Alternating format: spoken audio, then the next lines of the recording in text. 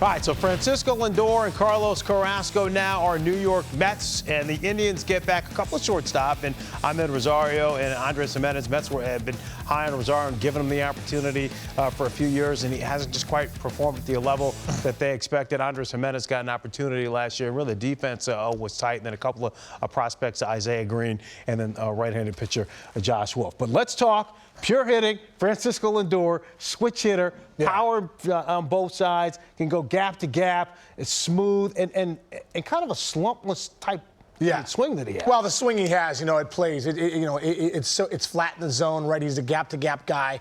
I think that's one thing about Lindor. When you watch this guy play, you're like, wow, he goes the other way so well. He can drive the baseball in the gaps, has big-time power, which is amazing. Obviously, that swing right there, that's just a great swing. That's probably a two-strike approach, trying to put the ball in play, got a pitch out over the plate, drove it to center field. But, when you look at this, you talk about the ranks among MLB shortstops in games and home runs, RBIs. He's a run producer. His OPS 844. His WAR, that's pretty impressive. The Mets are getting a superstar, right? And, we talked about offensively, this guy's a superstar. Defensively, he's a superstar too. And Al, as well as I do. You want to win at the big league level, you win on the bump, and you win up the middle defensively. And also with bats like this. So the Mets are getting a superstar player in his prime. It couldn't be a better deal for them now. There's not a better person in this building.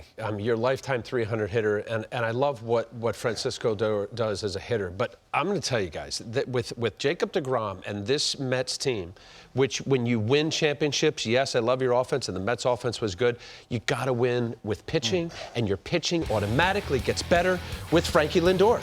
Get a look at this guy. StatCast has a stat, of course, they're all out there, outs above average, and it's based on range. Since they started this in 17, the Mets shortstop have been the second worst in this category. Okay, now, Frankie Lindor, third best during that time. Nick Ahmed and Drelton Simmons.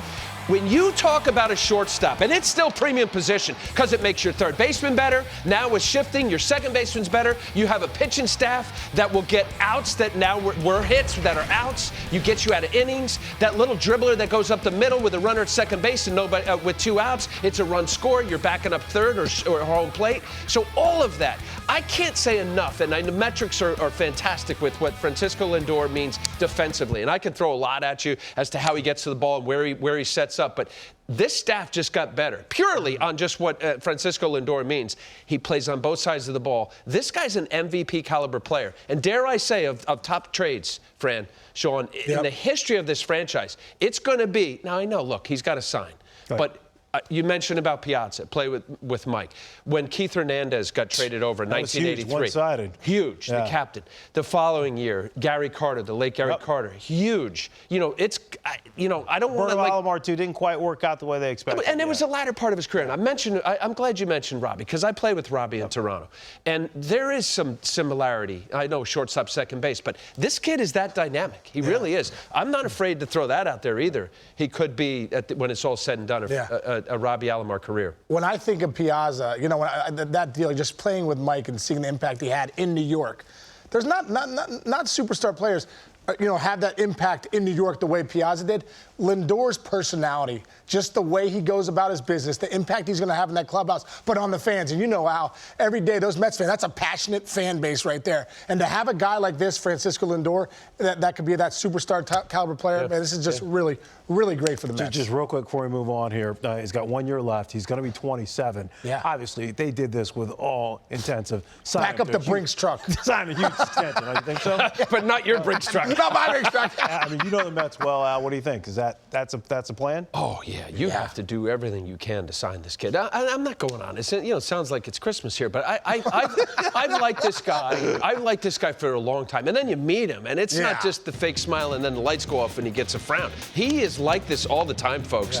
I can't say enough nice things, and I know it's glowing and it's deserving because he's that type of player. He really is. I remember interviewing him at the Futures game. They're like, hey, go to this guy, Francisco Lindor. I'm like, oh, who's this guy? I go down and, hey, man, nice to meet you. Hey, brother. Boom, he lights it up, right?